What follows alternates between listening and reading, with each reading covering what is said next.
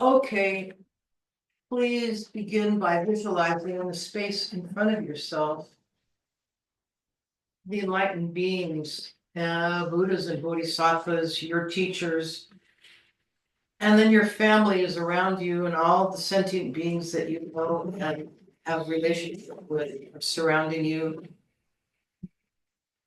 The Buddhas and the enlightened ones who are helping are in front of you.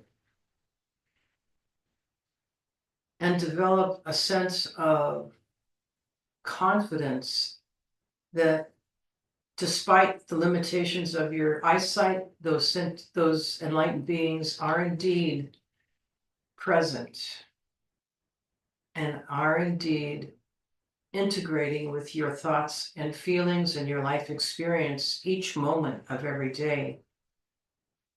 You can't see them due to your sense limitations, but they're there. And then with sort of a feeling of joy that you have found a path that is commitment to non-harming and developing yourself to the utmost highest peak of potential to be helpful.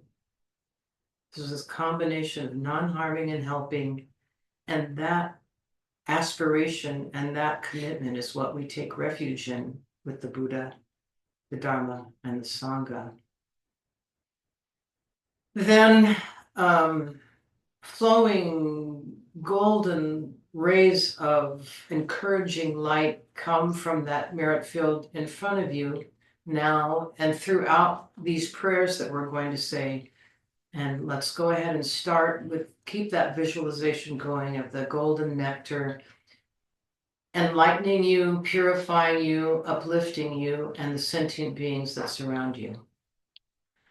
In Tibetan, Sangye Chodon Soki Chodnam La Jamshu Bardu Dapni Kyapsuchi Dapni Chinyen Ki Pe Sonam Ki Drola Penshir Sangye Druparsho Sangye Chodon Soki Chodnam La Jiangchu Bardu Dapni Kyapsuchi Daki Chinyan Ki Pe Sonam Ki Drola Penshir Sangye Druparsho Sangye Chodong Soki Choknam La Jiangchu Bardu Dapni Kyapsuchi Daki Chinyan Ki Pe Sonam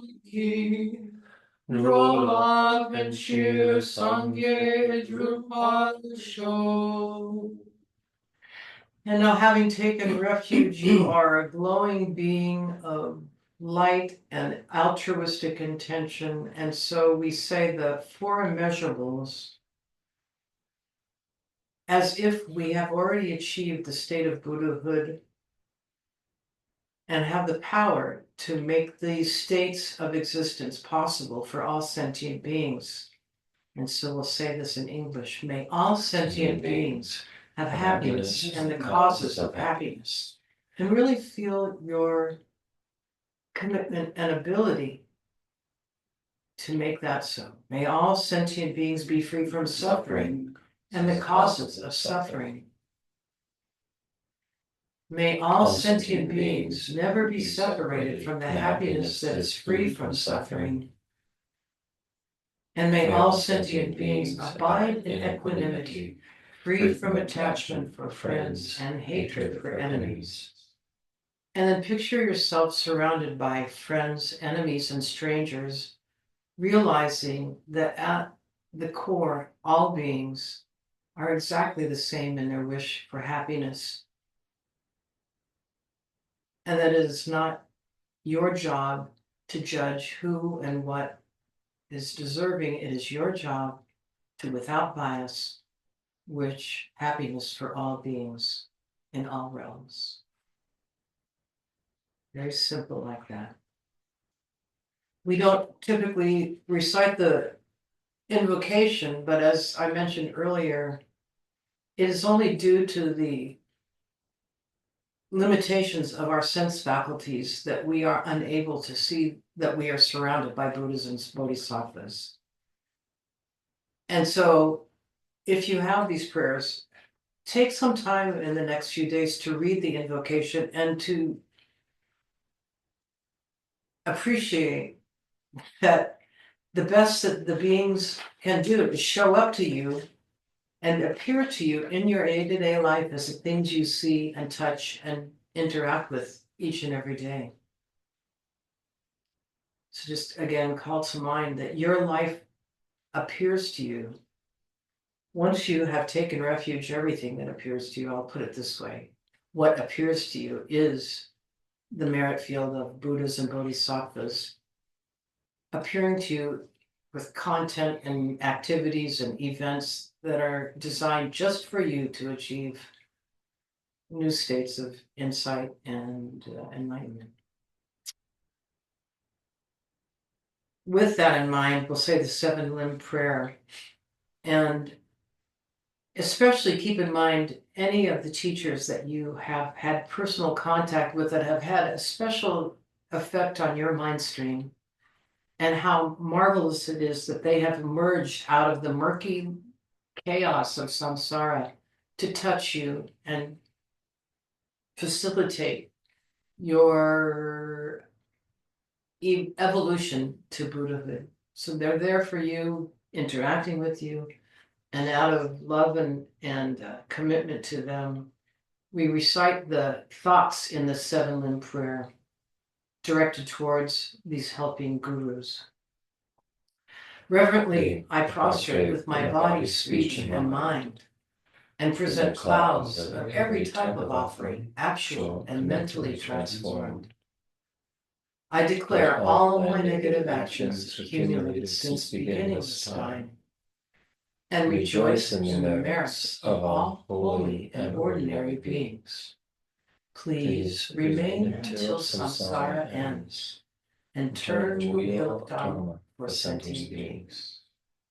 I dedicate the merit created by myself and others to the great enlightenment.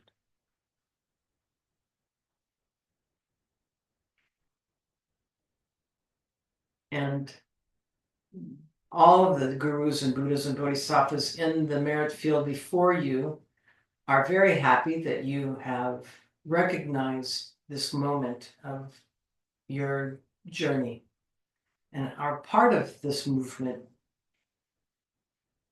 And to them and to all the enlightened beings, we now make the mandala offering with Geshe Nima mentioned this specifically. You're visualizing this purified realm and these purified objects because these are the results of your continual work to achieve enlightenment. So you're offering them the fruits, the merits, the outcome of all of your efforts. That's what you're offering.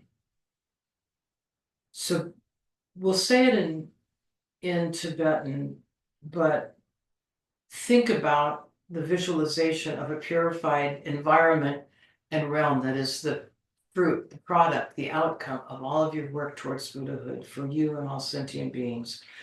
Saji Bhakti Jokshin Mezo Tramri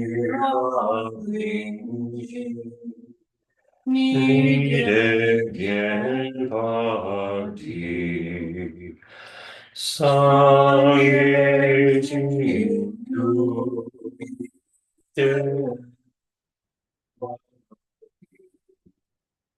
Droku Namdakshinga Chupasho Idam Guru Ratnam Andalakam Yudhitayani. And just take a moment to really picture yourself as having achieved this state. And as you listen, this future enlightened self, you, your consciousness, is present in its potential right here, right now, within you, and inseparable from who you are this instant.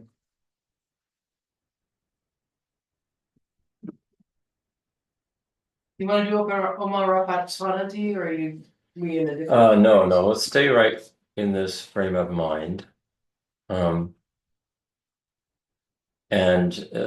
this is directly from Geshe Nima. So before we go into the teaching today, we'll meditate on the conventional clarity of the mind that he introduced earlier. But before we do the meditation on the clarity of the mind, first of all, we visualize a very large, magnificent lotus seat in the space above and in front of us. And this is made entirely of light.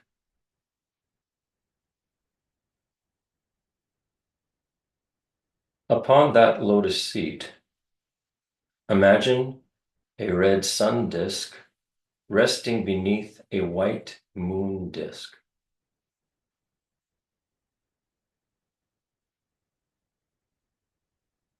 The sun refers to the wisdom of emptiness, and the moon refers to the unconditional love of bodhicitta.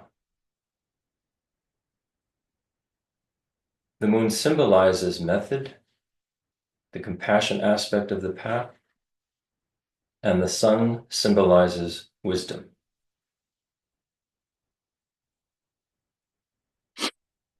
On that seat of sun and moon, your guru, you can envision your guru as His Holiness the Dalai Lama or another guru who you have a close connection with.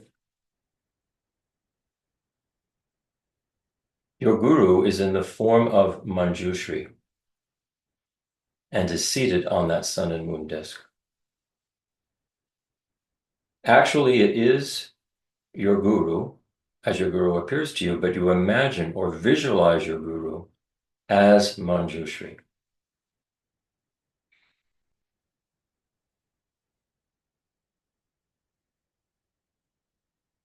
In the heart of Manjushri, you imagine Lama Tsongkhapa, the founder of the Gelug lineage which we follow.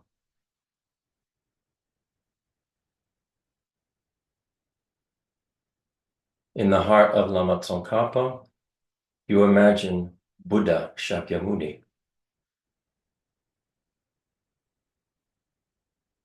In the heart of Buddha Shakyamuni, you imagine Vajradhara, the primordial Buddha, the Buddha of the Tantra lineage.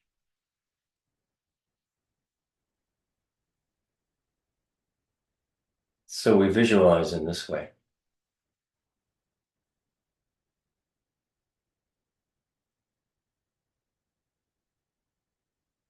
Then usually, before we start any Dharma practice, we make a supplication from our heart.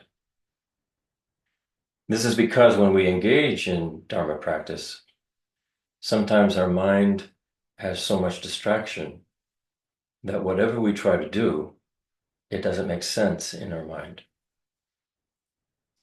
At that moment, we can make an offering of a mandala to the Guru, Buddha, Dharma, and Sangha, or sometimes we offer Lamrim prayers.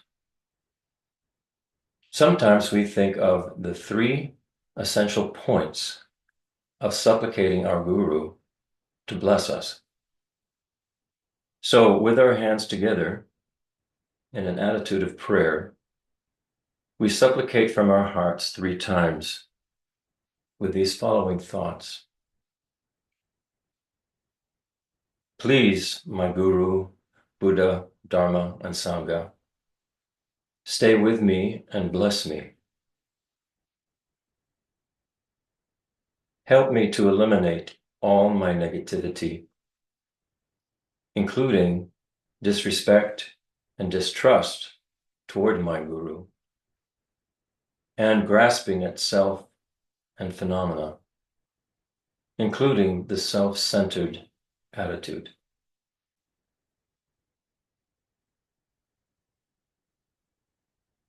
Here's the second one. Please, my guru, Buddha, Dharma, and Sangha, stay with me and bless me. Help me to achieve all the realizations, including unwavering faith and trust in my guru, until I attain all the good qualities, including the enlightened state of mind.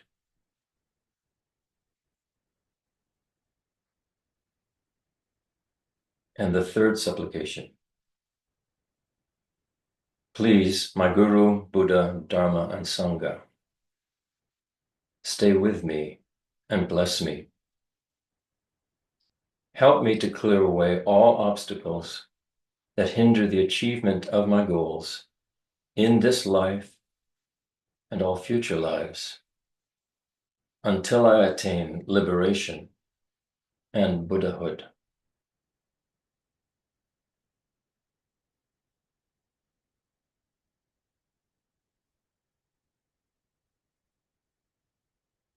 Then, imagine lots of nectar emitting from your gurus, Lama Tsongkhapa, Buddha Shakyamuni, and Vajradhara, coming toward you in the form of light that enters you through the crown of your head.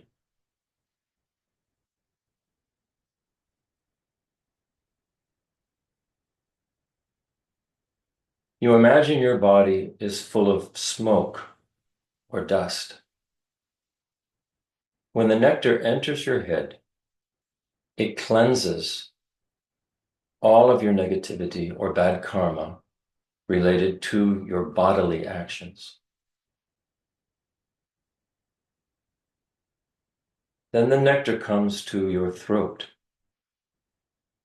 and you imagine it cleanses the negativity and bad karma related to your speech.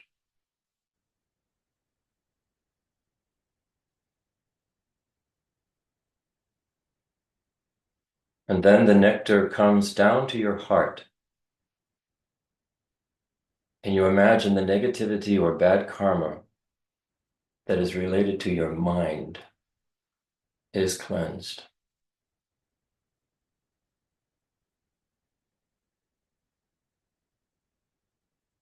Because so much strong and powerful nectar comes from the hearts of all the Buddhas and your guru in the form of light to your head. It cleanses all the negativity related to your mind, body, and speech.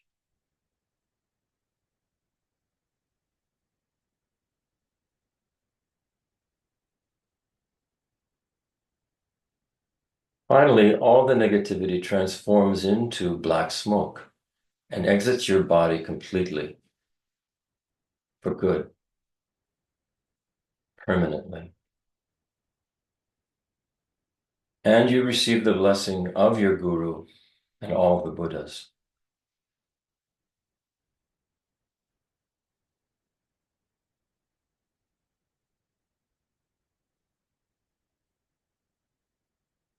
Then you let your mind abide in equanimity for a minute, and you feel some kind of joy, because you're now free of all negativity related with your mind, body, and speech. Like the sky, free of all foggy and cloudy appearance, very clean, very clear. You feel some sort of joy in your mind, clarity in your mind.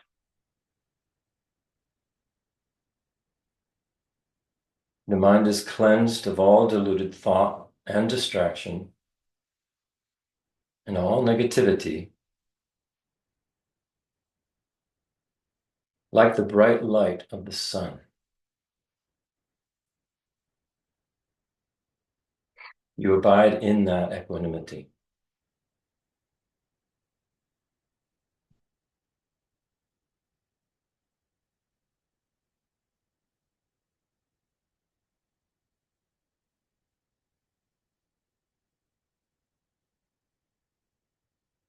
Now your mind continues on the clarity of the mind, which is free from all misconception, misapprehension, distracted mind, all divisions and delusions.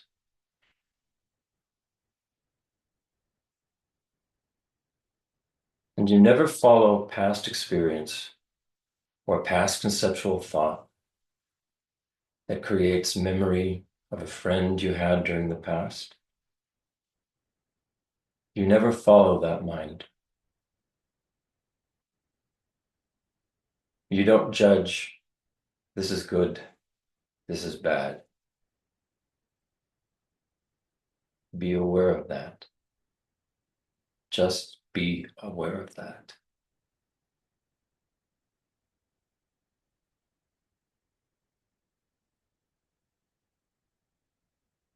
Then you never invite any unrealistic future thought, an imagined different object or thing, what may come in the future. If such thoughts arise in the mind, we don't judge, this is good, or this is bad, this is virtuous, this is non-virtuous. Just be aware of that.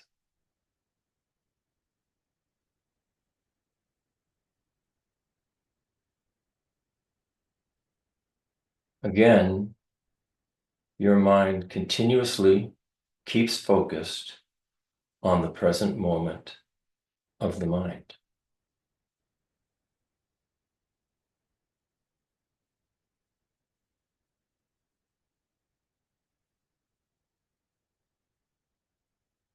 That mind is luminous and clear,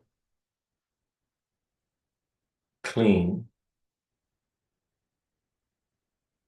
free from all negativity. Just like water on water.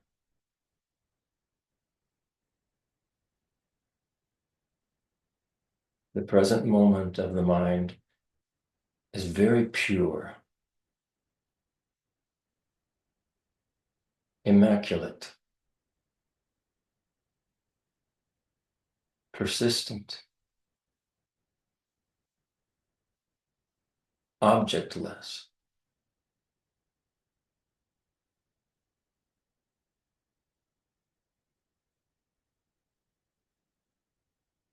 May your mind be on that clarity of mind.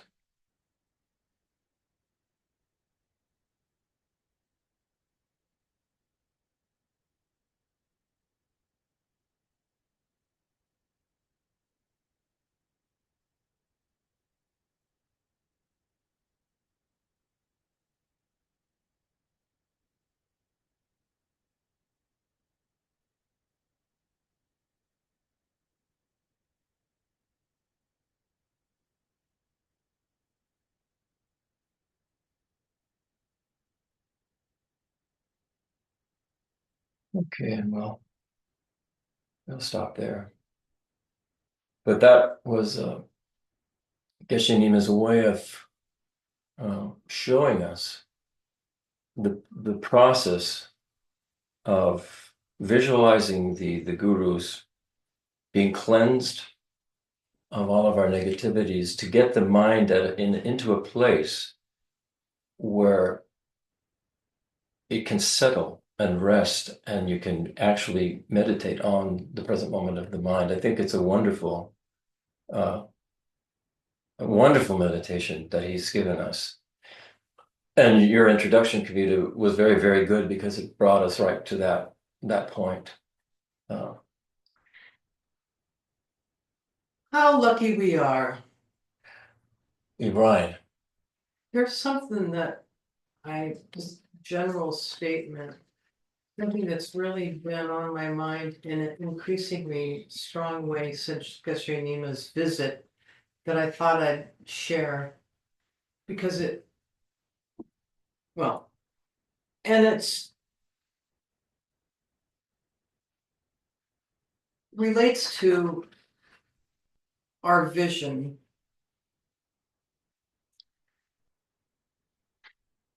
You know how he mentions this, oh, it's almost like, the different gurus embedded in one, and one's in the heart of the other. What I'm finding myself feeling is that, and this relates to confidence in the gurus in a way. What I'm finding myself feeling, and I want to say maybe realizing or recognizing, is if it's as Geshe Nima and others say, that if our intention is to become practitioners and participants, upholders of this Dharma, the Buddhas and Bodhisattvas are there and they are interacting with us in just the way that, I'll just cut to the thing. So imagine the world that appears to you, imagine it as a being, and that in its heart is your guru. You could have it be, you just look around and think this is how my gurus, my teachers, the Buddha, enlightened beings, this is how, because of my limitations, this is the best they can do to show up for me, to lead me, guide me, teach me, and assist me in my evolution as a participant in this great enlightenment. So I don't know if you're following what I'm saying, but I'm literally saying, as you go through your day, everything that arises to your consciousness, everything that appears to you, just imagine in its heart, at its heart is the guru showing up. And because we're taught that it's due to our afflictions and our wrong views, it's those that are obscuring the appearances of the Buddhas. It's not that they're not there, and it's not that we're just imagining they're there. It's our vision problem. This is kind of what this particular meditation Christopher gave. This is the impact it's had on my thinking.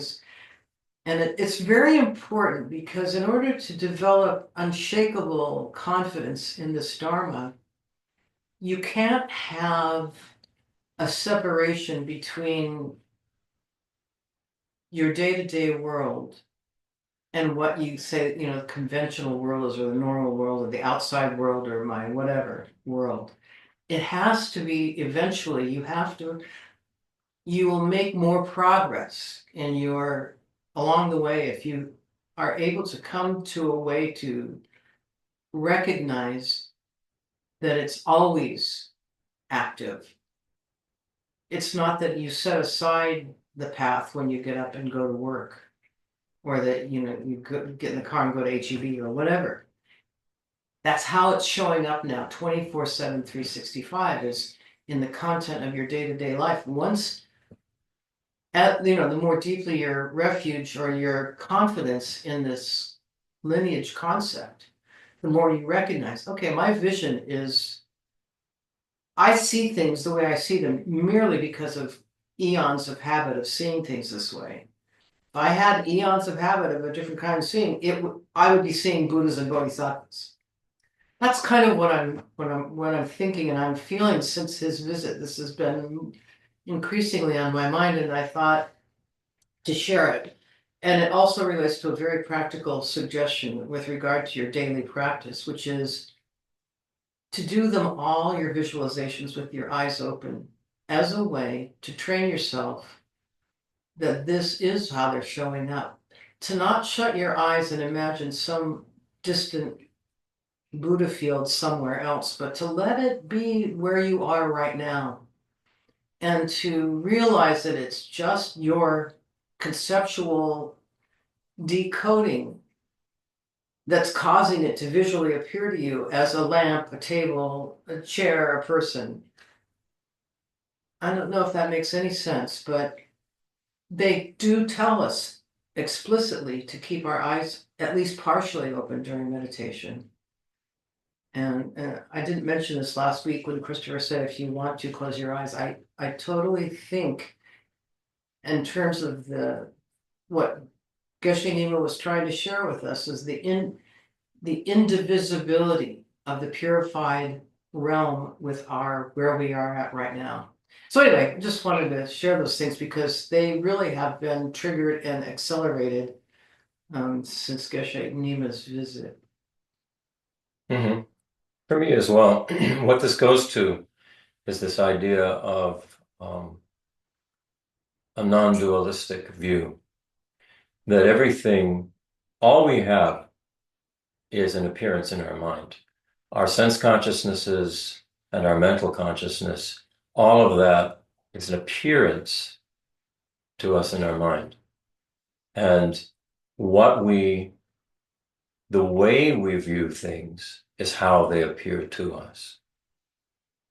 This is why different people can experience this, what we would call the same thing, in a completely different way. And this is so true when you're talking about highly realized beings. The world that appears to a highly realized being is different than the world that appears to one that is not highly realized, simply because everything is an appearance of our mind. That There's nothing else to say. There's nothing else to say. It's your mind appearing to you. And in terms of when they're talking about our Buddha nature, they're talking about this very pure, immaculate, clean, clear, aware mind.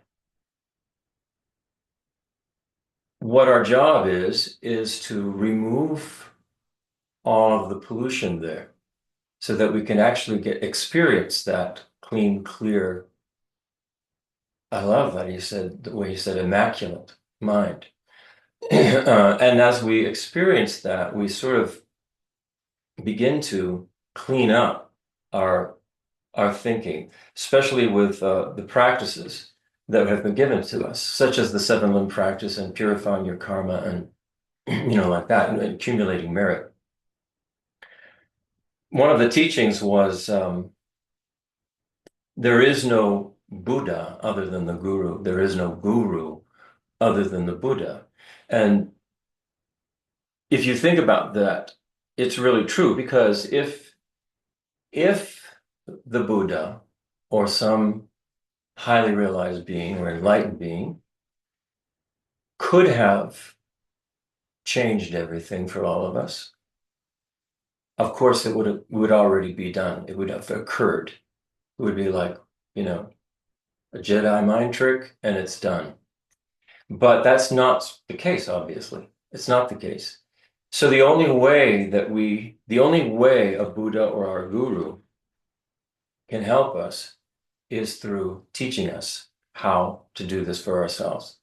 And that's why there is no difference between the Buddha or the Guru. When you have a qualified Guru, that qualified Guru is appearing into your mind, is appearing into your experience, and is giving you this authentic teaching of the Buddha, which is the pathway to the freedom from all of our suffering and delusional thought, and then becoming able to be of benefit to others in ways that are helpful to them, in ways that are appropriate to them. Not, it's not like the Buddha is going to hit anybody over the head with, you must do this, you must do that. An enlightened being or our gurus, they're always trying to find ways that are appropriate for us, and they size us up.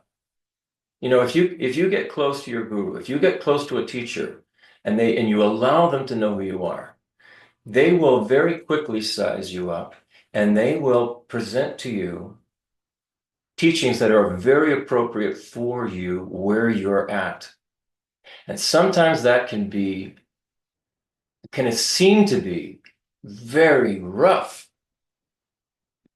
I've had the experience where a teacher has been very, very rough on me, said something to me that took me months to ponder and think about and get over and come around.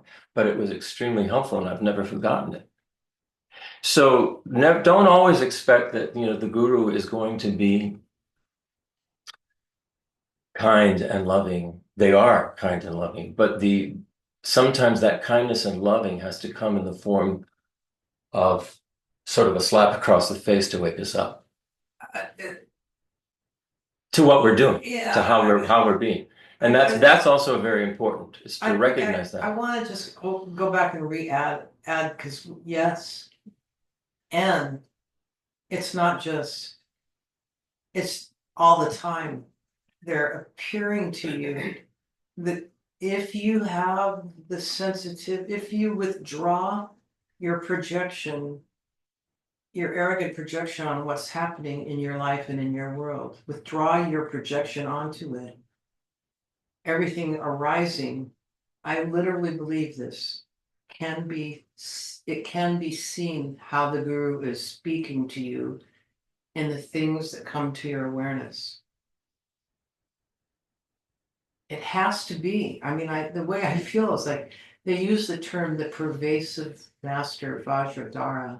Well, I think what that's saying is once you say, the more sincerely you say, yeah, I want to change, I want to transform into an enlightened being, it gives Vajradhara the green light to appear in the things that arise in your life.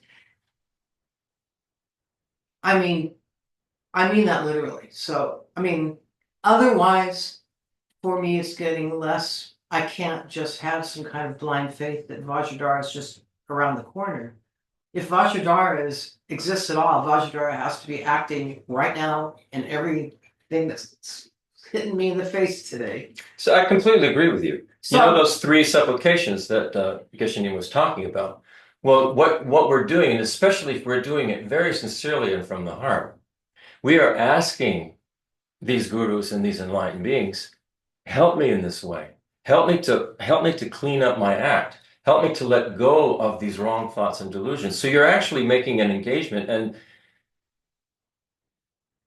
that help is going to come, and the way it's going to come is how the things that arise in your life, the appearances, circumstances, events, people, interactions, how they arise in your life, and then how you're going to choose to respond to all of it. And this is where the teachings come in, where the help comes in. And I agree that it's an appearance that's being shown to us, especially once we are on this Dharma path. We take everything that appears to us as our karmic appearance, our own karmic appearance, not somebody else's, and we're blaming them for it.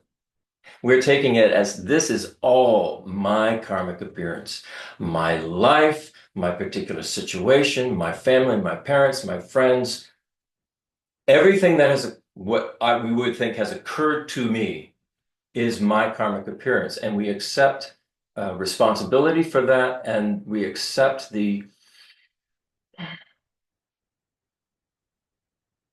we can change it for the better. There's like these great stories. One of them is, I don't remember if it was who it was, Tsongkhapa or somebody like that, kept praying for Manjushri to appear to them.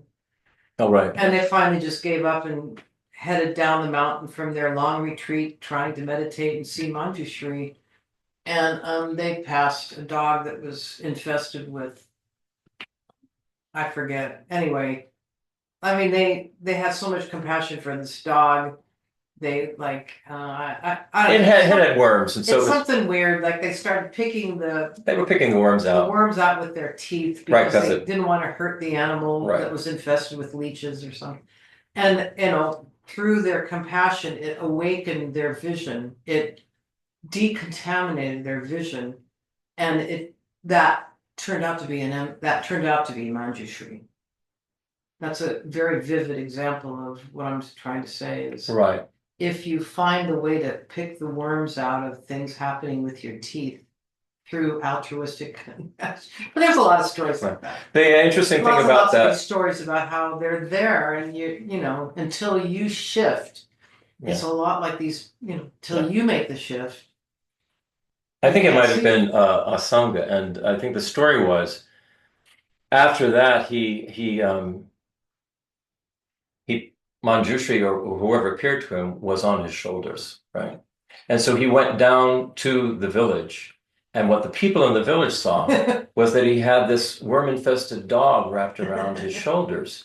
But there was one old woman in the village who saw the Buddha on his shoulders. What the story is telling you is that what everything that appears to us is our karmic appearance. And as we change, as we purify, as we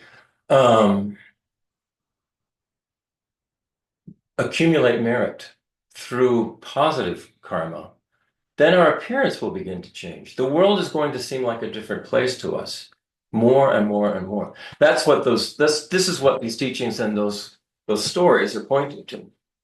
This is what So- you know, and I've really found that this is I'm not it's just starting, you know, and you guys that live with me know that this is just something I've been talking about the last couple of days.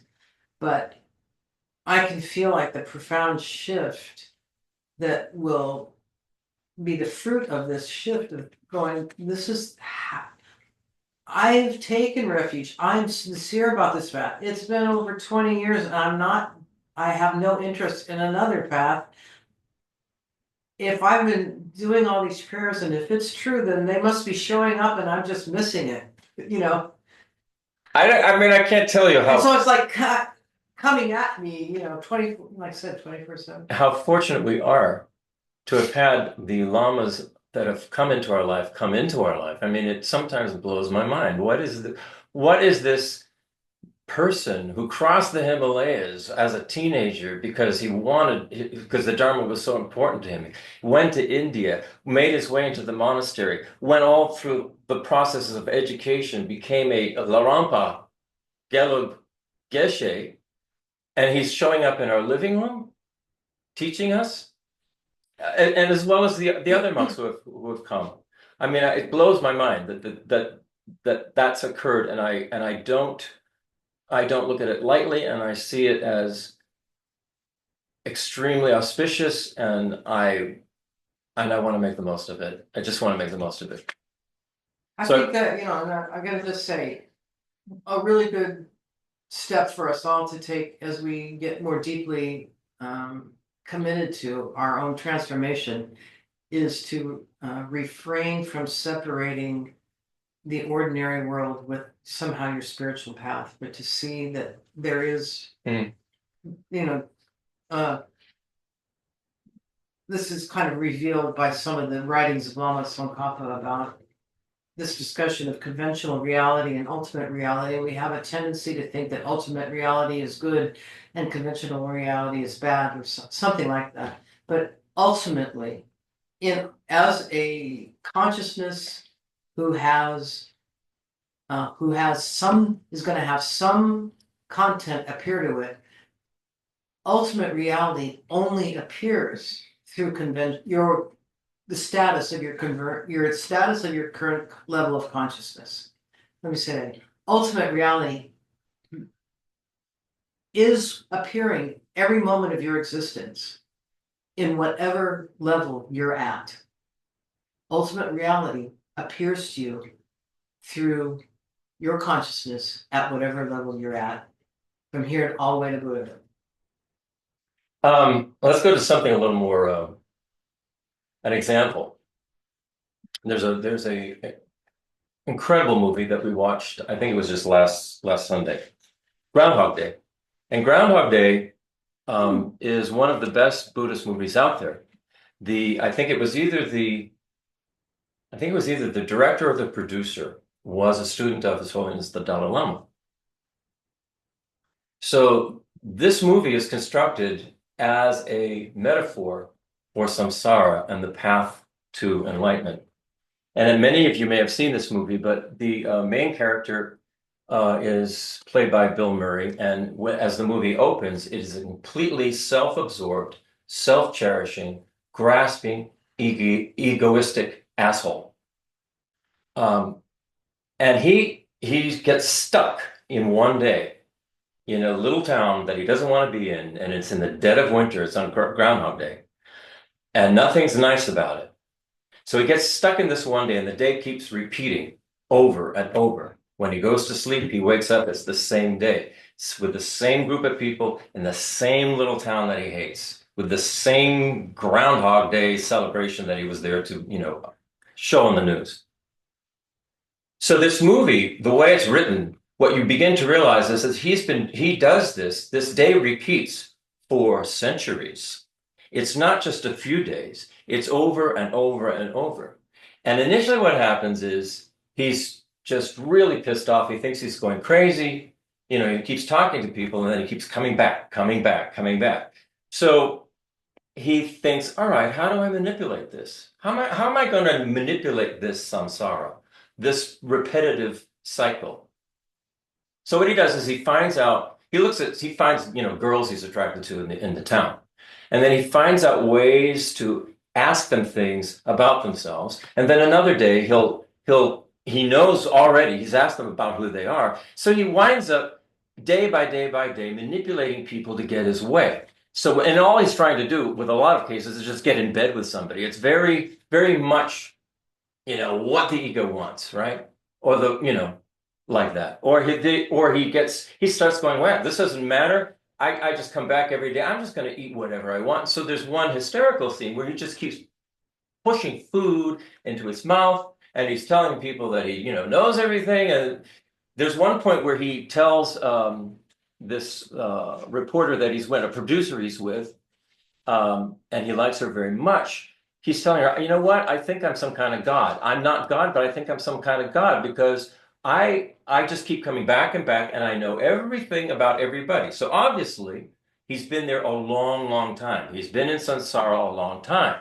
So he shows this woman how he knows everything about everybody, and he knows what's going to happen before it happens. And it's like this is amazing, magical guy, right? And then he he goes into nihilism. He goes, this is going nowhere. I think I should kill myself. I'm just going to kill myself. So he tries to kill himself. And he kills himself over and over and over and over. So he goes into nihilism through many centuries of samsara. And he realizes nihilism is not where it's at. I can't stop this. It just keeps happening. No matter how many times I kill myself, I keep coming back. And nothing works out with the girl that he likes. So he gives up on that. And he starts to go, there must be something else I could do. And he begins to think. He takes piano lessons as the first thing. He goes, all right, I think, I'm going to better myself. Here I just keep coming back to this stupid place every day. So he decides to take piano lessons. And he's horrible, terrible. But he keeps doing it. He keeps doing it. Every day he has his first piano lesson. Every day he has his first piano lesson. And after about a century or so, the piano teacher is just astonished. And he also becomes this incredible sculptor.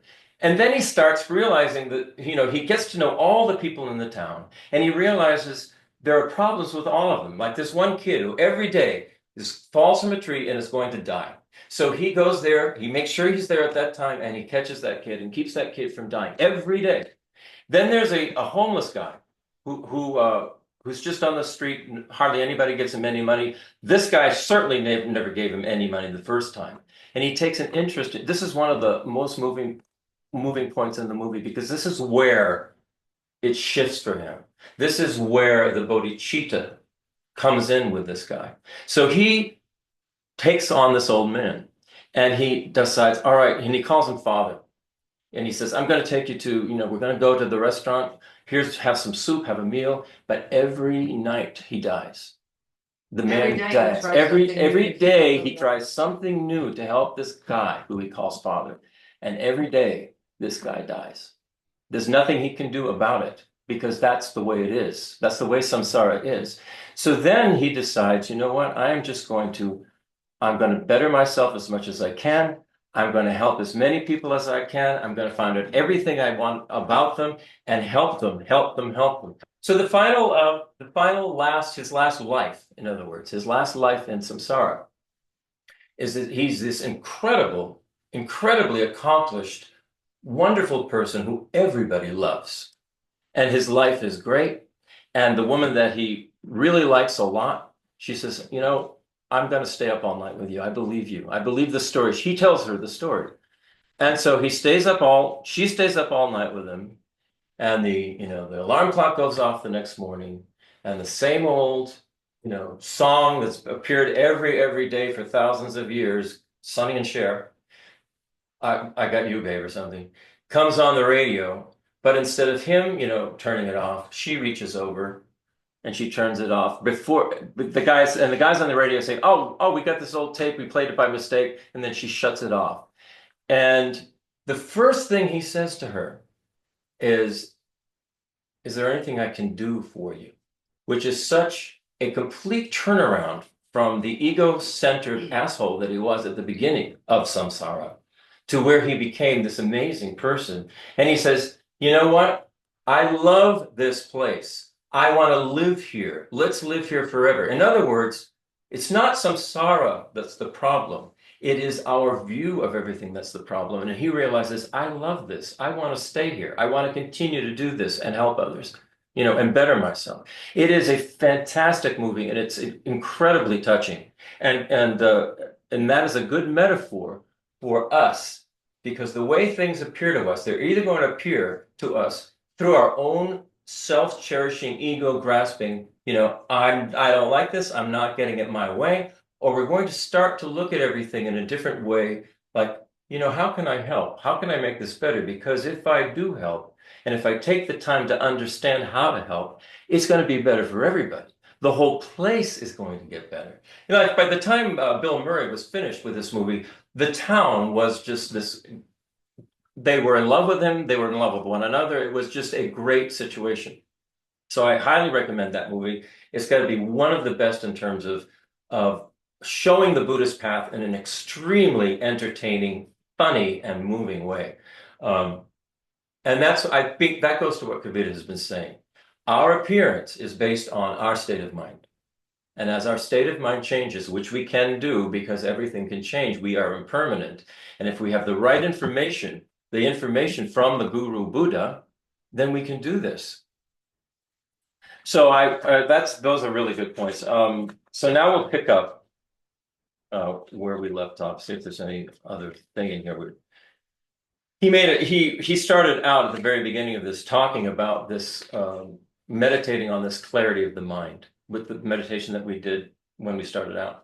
It's a very important meditation because it is the doorway for us to get into deeper practices of having realizations of emptiness. So we should try and practice this as much as possible. Every day is what he says. So here are some of the points. We can't judge something by how it appears in our mind. This is one of the points he made about how gurus and different beings appear to us. We can't judge by how it appears in our mind, because we have to turn back on ourselves and go, this is my mind that's doing this. I mean, now what we do, what Kabir and I are doing, if there's something that, we're getting pissed off at or something goes wrong, we're both getting to the point where we're going, you know what, this is just my karmic appearance. And I'm divesting myself from putting energy into this if it's something that's, going to be negative and bad and disruptive. It's just my karmic appearance, and let me think about that.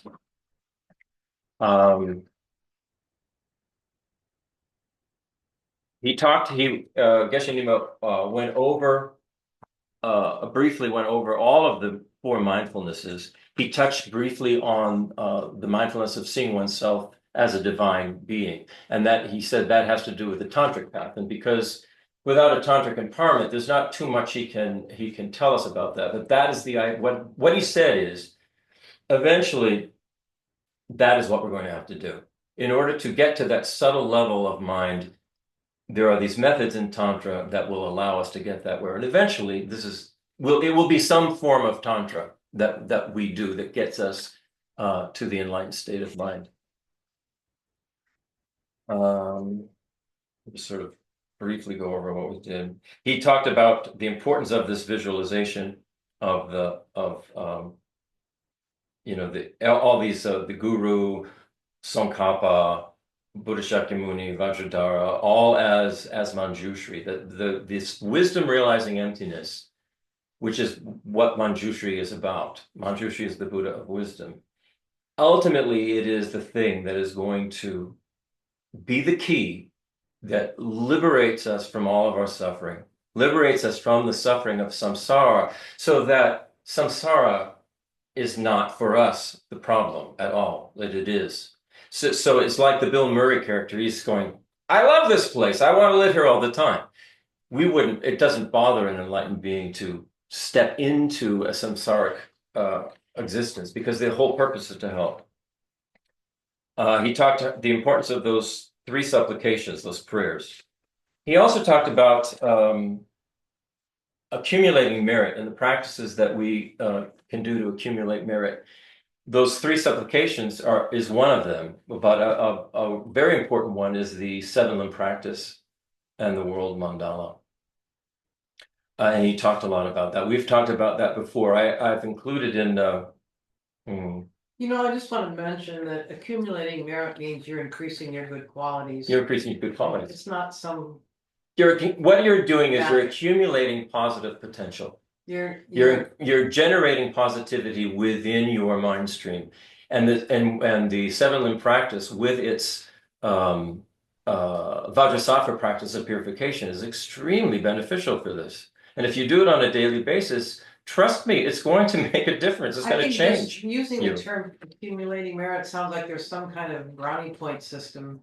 I don't know. These are words. We have to deal with concepts. Yeah. Because it took me many years to realize. Another way you could say is developing one's positive potential until there's nothing but positive potential, that all of the negativity is removed. This is the path that we're on.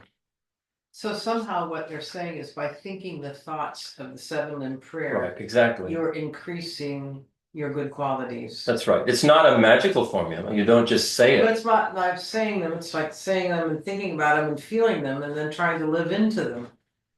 Absolutely. That's what. Which is why daily practice is so important, because if we just do it once, it's not going to stick. We know this. We know our habitual tendencies are habitual because we do them all the time.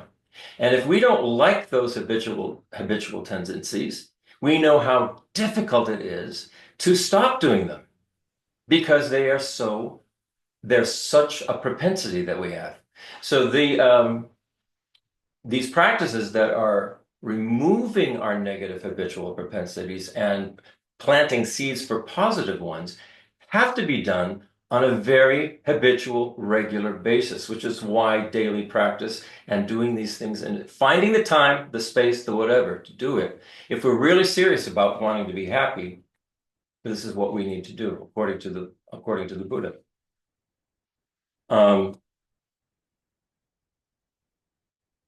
Let's see where we are now. Okay, so we'll pick up now. And this where we pick up let's see, where we left off last time was talking about the benefits of accumulating merit, where we worked. So now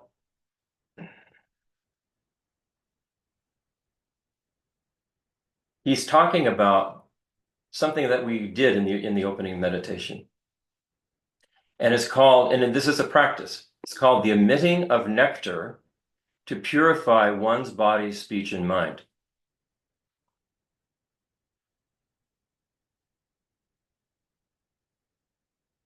And this is the transcription. At each level, when we do this kind of practice, at the end of each step, say in a Lamrim meditation, Lamrim means stages of the path to meditation. And so there are various practices and stages that you go through in the Lamrim meditations. As we practice each step of the Lamrim meditations, we practice what is called emitting the nectar. So following the prayer of the 3 supplications from the heart, which we did this morning, we visualize from the heart of Vajradhara. He already had talked about stacking the various gurus on the lotus throne. We visualize from the heart of Vajradhara the emitting of lots of nectar in the form of light coming from Vajradhara to Manjushri, from Manjushri to Lama Tsongkhapa, from Lama Tsongkhapa to your guru, and then from your guru's heart, the light nectar comes to the crown of your head and enters your body. This is the meditation that we did this morning. It purifies all the negativity within your body, then exits from your body and disappears into space. Again, a second time, coming from Vajradhara to Manjushri, then Lama Tsongkhapa to your guru, then coming to your head, the light nectar enters into your central channel and goes to your heart chakra. Your heart chakra, and purifies all the negativities related with your speech. Or he said central chakra, related with your speech.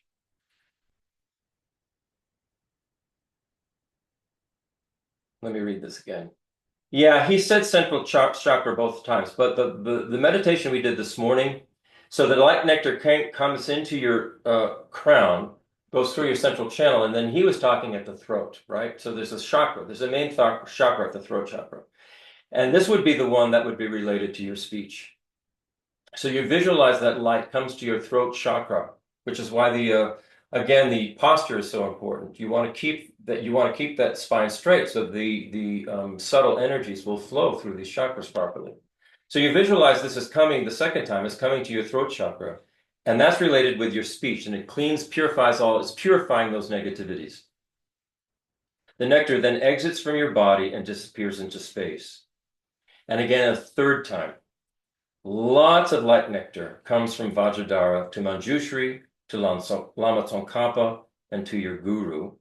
And then coming to your head, enters again into your central channel and purifies all the negativities related with your mind. So this is where you would go to the heart chakra, the central chakra, right at your heart. This is where they say our most subtle mind abides. You might put it that way.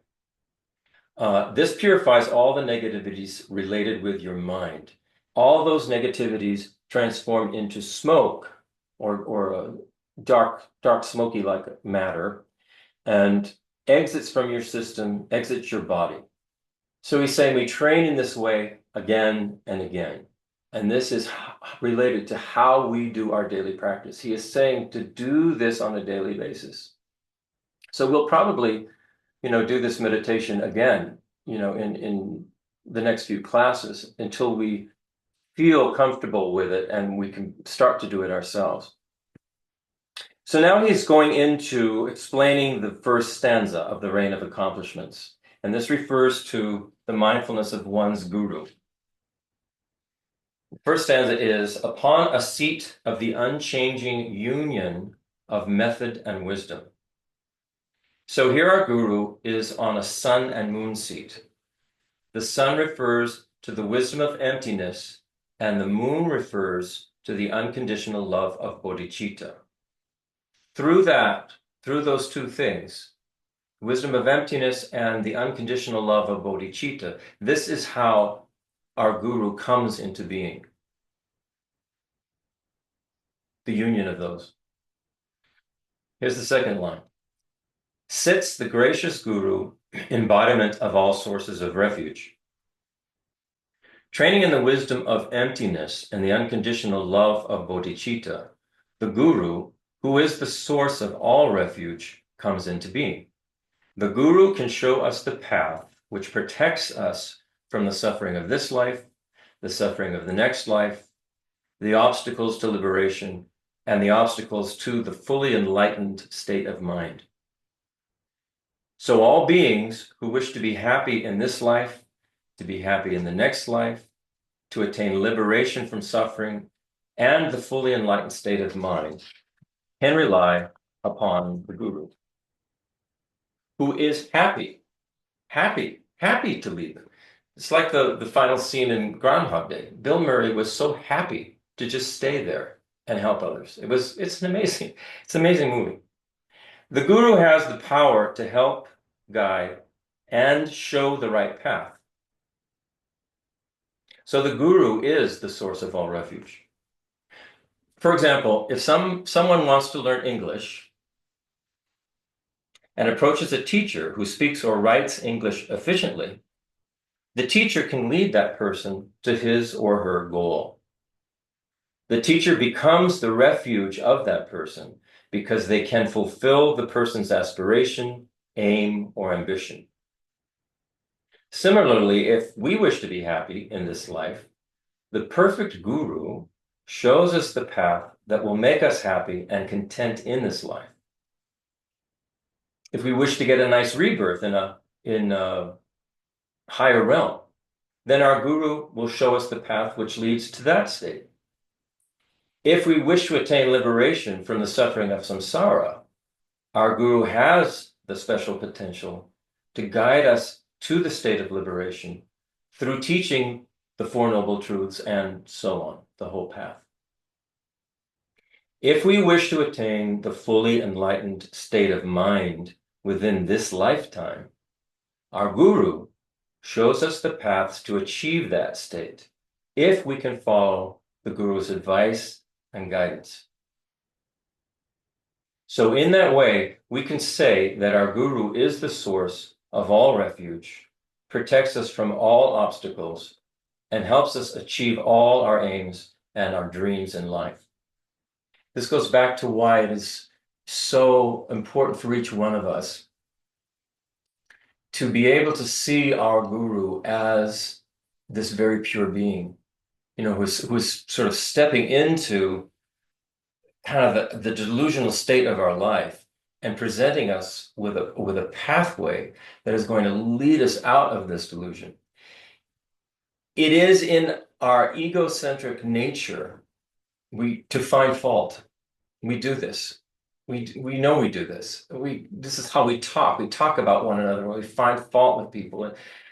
And we have to sort of resist that when it comes to our Guru. We have to be able to see our Guru as very pure, this pure appearance coming into the appearance of our mind to help us. It's a very, very important. If we don't get that first step, then the pathway is going to be more difficult for us. Basically, Geshe Nima was saying that if you can get that confidence in your Guru, that's all you need, because that will take you. That's the entire path. It will take you. That Guru will take you the whole way to happiness and enlightenment. So here's the next line of that stanza that's about the Guru. First stanza, actually. A Buddha, perfect in abandonment and realization, right there, sort of right there in front of you. There's that Buddha. Our Guru is the Buddha. There is no other Buddha. The Guru is the real Buddha who can lead us to all achievements and attainments. The Guru who is the Buddha has abandoned all negativities and has achieved all the realizations related to what we wish for. So again, the only way when Shakyamuni Buddha was on planet Earth, the only way Shakyamuni Buddha was able to help others was through teaching them. There was no kind of transfer of magic that made somebody become enlightened. It's only through the teaching. And it's exactly the same way for us, which is why the Guru, we have to see the Guru as the Buddha who was giving us these teachings and helping us on this path to wake up from our deluded state of mind and our misunderstandings, and then grow in our love and our compassion and our wisdom, so that we become happy, and then we can help everyone else around us do the same. Here's the next line. abandoning all critical ideas, supplicate him or her with pure perception. Our guru is always in the form of an ordinary being. So we never see the guru as a Buddha or as the source of all refuge. If through their way of behaving or speaking or doing things, every time we see the guru, we make some sort of criticism of him or her, this is not the guru's fault. It is our fault. At that time, we should train in pure perception. Remember, our habitual propensity is to be very egocentric, very self-grasping, and to always look out for what's going to be wrong, and not going to feed my ego what my ego wants. So we have to fight this habit that we have, especially when it comes to the guru. So like I said, the guru can sometimes be very wrathful. And that wrathful appearance of the guru is for our benefit. It's something that we need to shake us out of the stupor that we're in of the importance of ourself. We need that sometimes.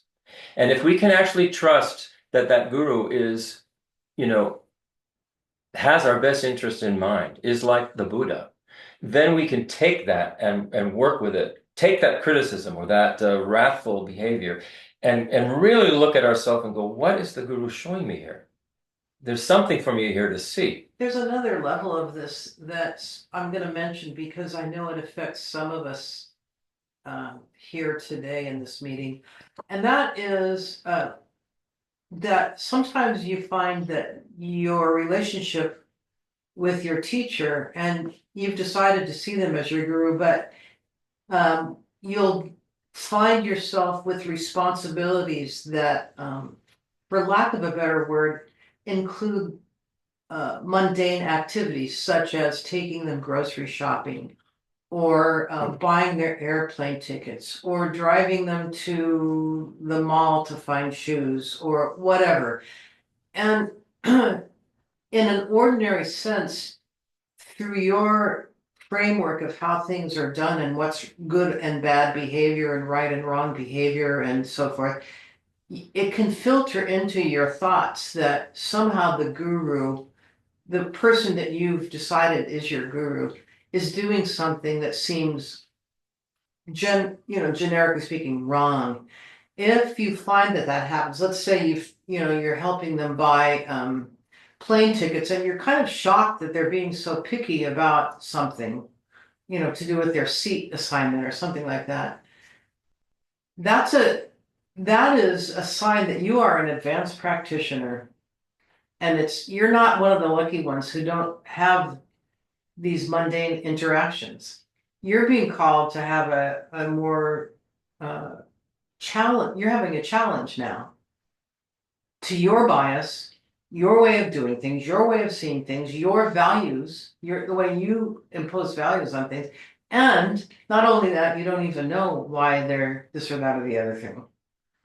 That's a really good point. Because Lama Pasang, I became aware of this originally many, many, many years ago with Lama Pasang, and he made the statement that in the monastery, they are not encouraged to spend much time with their gurus so that they don't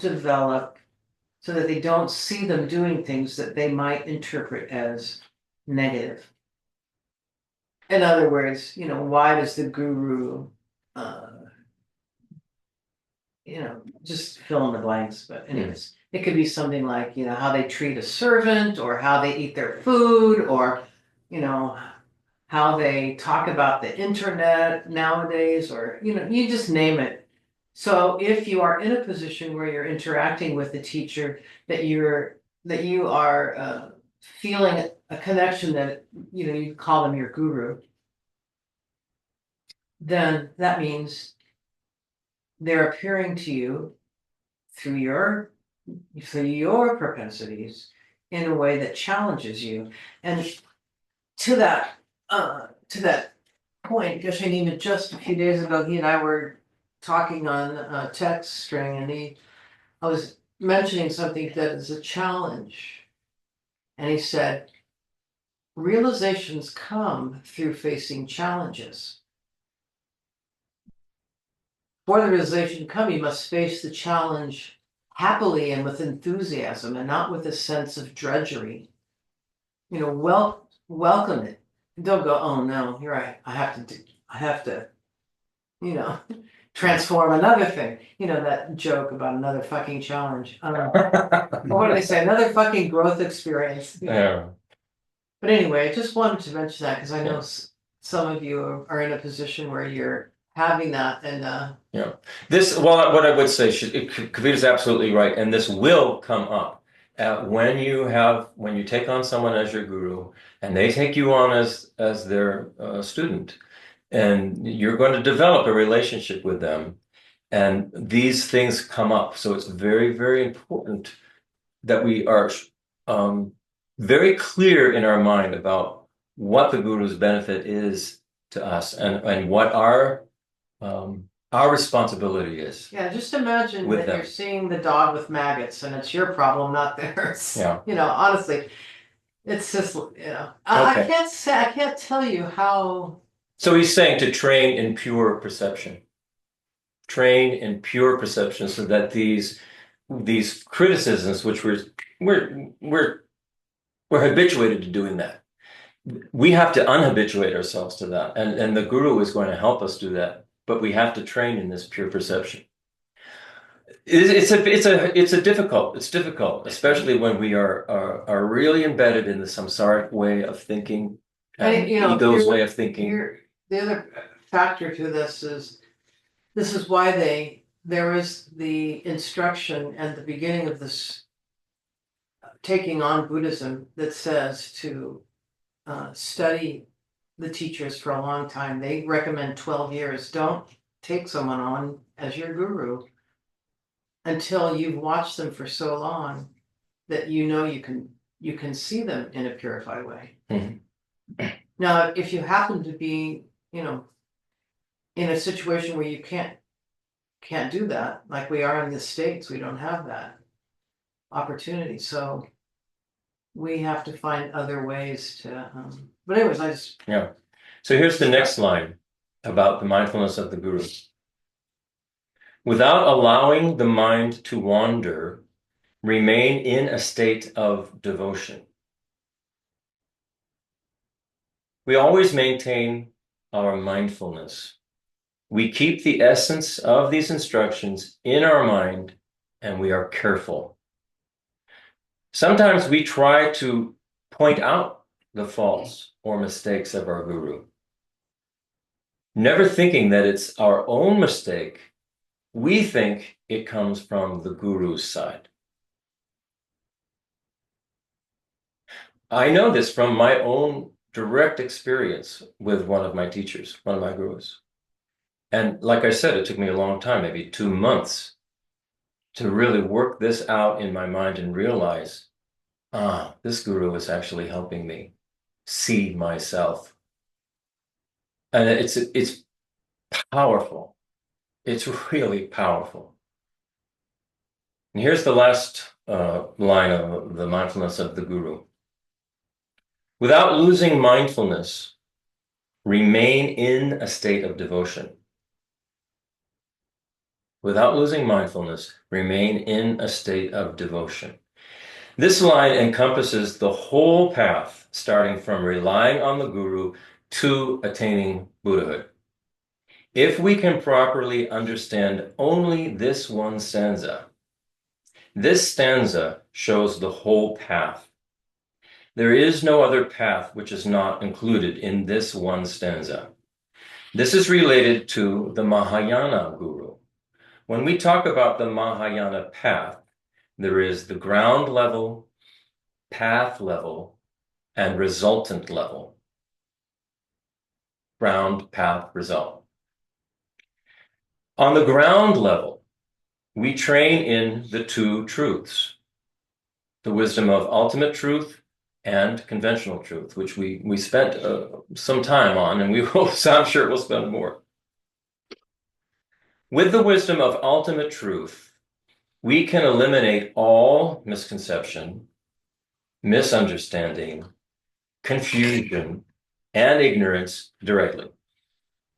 Indirectly, we can understand the conventional level.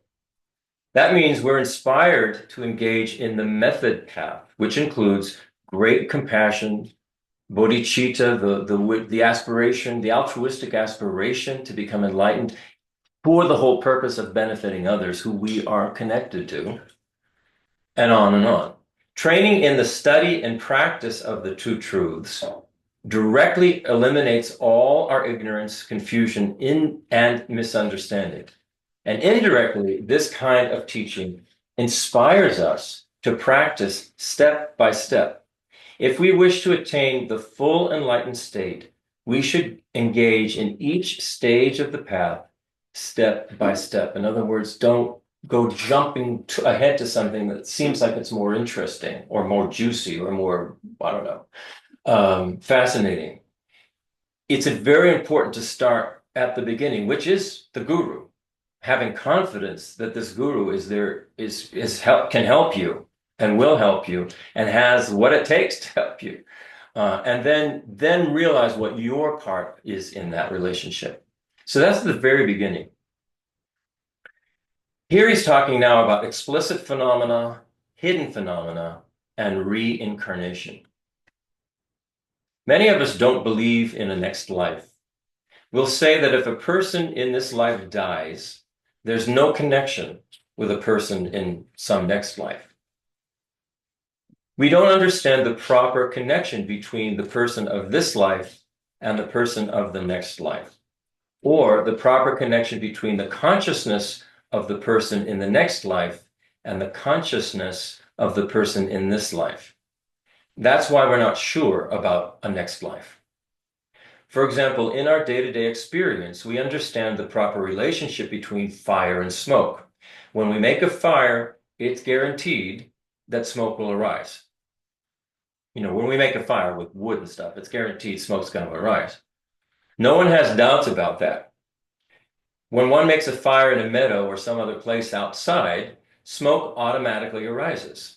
No one doubts that because we understand the relationship between smoke and fire. This is an explicit or obvious phenomenon we understand through our own experience. The relationship between the consciousness of this life and the next life is a hidden phenomenon according to Buddhist terminology. It can only be understood through logical reasoning or through inferential cognitive thought. Many kinds of logical reasonings are involved in order to convince us that reincarnation can occur. But without study, or without thinking, or without meditating or contemplating, people will say they don't believe it's true. Now he's talking about ground level, path level, and resultant level of the Mahayana vehicle. When we study the two truths, it explicitly eliminates all of our ignorance and all of our destructive thought. Implicitly, it convinces us of the path and inspires us to practice cause and effect and dependent arising. This is the ground level of the Mahayana path, where we train in the two truths. And through understanding the two truths in the proper way, then we automatically engage in the path that leads to the union of the wisdom path and the method path, the union of wisdom and love and compassion. They go together. The ground level is the union of conventional truth and ultimate truth. The path level is the union of wisdom and method. And the resultant level is the union of mind and body. This refers to a Buddha's mind and body. That's the result. Enlightenment, that's the result. So the resultant level is the union of mind and body. The path level what we're engaging in is the union of wisdom and method. So you're combining this understanding of emptiness with compassion and bodhicitta. This is the path level. The ground level is the union of ultimate truth and conventional truth, understanding what ultimate truth is and what conventional truth is. First of all, we have to know what's being talked about there. Then we engage in the path because then we understand the importance of working from a point of understanding dependent arising and then engaging in compassionate, loving, helpful, beneficial activity. And then finally, through all of that, we attain the what you would call, it's not a physical body of the Buddha. You know, you might say they call it the Sambhoga Kaya, the energy body, the enjoyment body, this body of light. Of course, a Buddha can take on different forms, can take on a physical form. That's called the form body or Nirmanakaya. And then there's just the mind of the Buddha. That's called the Dharmakaya, the mind of a Buddha. The whole path rests on these three levels. If we understand this properly, we will find the correct answer to all of our problems and confusion. So he stopped there and then he asked if anybody had some questions. And here's the question. I'm wondering about the difference between the last two lines. What is the difference between without allowing the mind to wander and without losing mindfulness? And here's his answer. Without allowing the mind to wander refers to how we should always look at our guru as being the same entity as the Buddha. If we look at our guru as an ordinary being, and lots of misconceptions, such as distrust and criticism, appear in our mind, then our mind is wandering. It refers to having negative thoughts toward our guru. Due to ignorance, we cannot see our guru as the Buddha. We never direct all the fault toward ourselves. We just follow what appears in our mind and don't think about our own negativity or our own negative propensities. So recognize that it's our mind that's coloring all of our thinking and responses. But we don't get that. We think it's all out there. If we understand that whatever appears in our mind comes from our own side, that it's due to our own karma and mental imprints, then we can counter our own mind, counter our own criticism, and counter our blame toward others. And it's not just with the guru, it's with everybody. So then he addressed the other question this person had. Without losing mindfulness means that after we understand what the guru is, who the guru is, then we don't lose that understanding. We continually familiarize or acquaint ourselves with that level of understanding. We are mindful of that and meditate on that again and again. The first one, wandering, means that we cannot see our guru as the Buddha. Due to that, sometimes we behave in a wrong way toward our guru, and then we criticize. Well, my guru did this, he shouldn't have done that. If my guru didn't do that, this would never happen. Believe me, I've been there. So all these negative thoughts arise in our mind due to the lack of pure perception or pure vision toward our own guru. So the questioner then asked again, is the mind wandering different from losing mindfulness? And he said, yeah.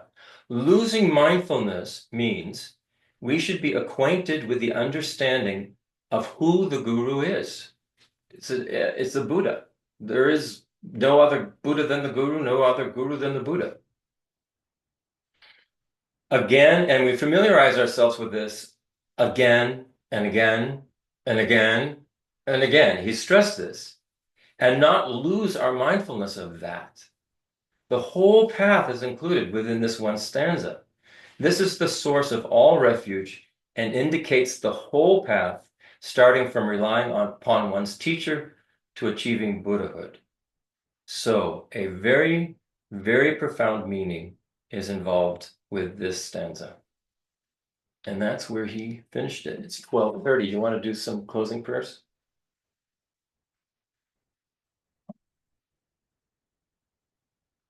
Venerable Robina always says that nothing is ever lost to your consciousness. So everything that you've heard and thought and any little ahas are there and contributing to this accumulating of wisdom.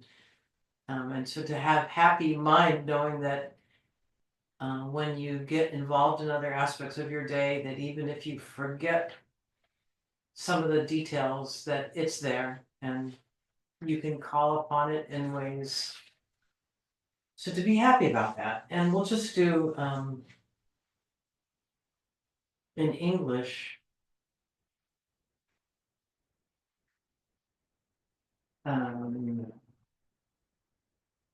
The first, these ones, the may the precious Bodhi mind, not yet Born, arise and grow.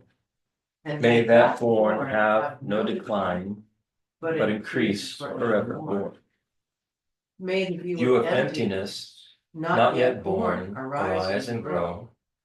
May that born have no decline, but increase forevermore.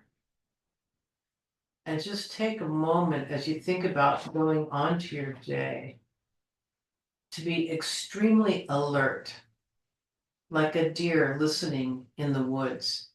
Watch your mind. The decline only will happen with whatever progress you make. The decline only happens when you allow your emotions to be triggered.